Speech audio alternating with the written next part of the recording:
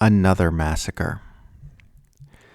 They bombed the Tabeen school in Gaza City with so much explosive force that not a single full body was recovered.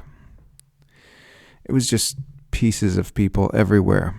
They bagged body parts in 70-kilogram piles to try and estimate a death toll.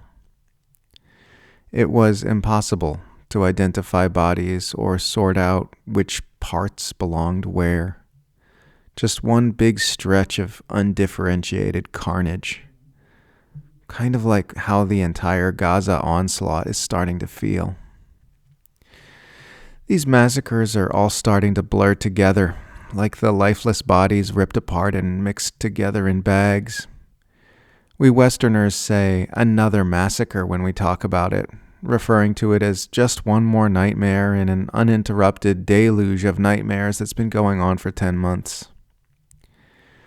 But it wasn't another massacre for the people who were there, for the woman whose foot that used to belong to, for the boy who used to own that arm, for the man whose intestines those once were. For them, it was the end of the world. For their loved ones, it was unfathomable anguish.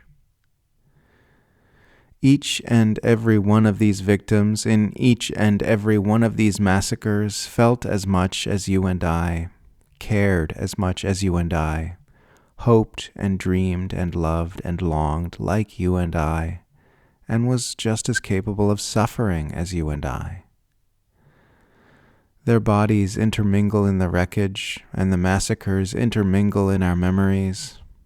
But we can't just let it all blur together into background white noise. We can't let this become our baseline, our new normal. We can't let them do that to us. We can't let them rob us of our humanity like that. Do not let them harden you. On top of everything else they've taken from this world, don't let them take your caring and sensitivity as well. Every death in that school was just as significant as the earliest deaths when this nightmare first began.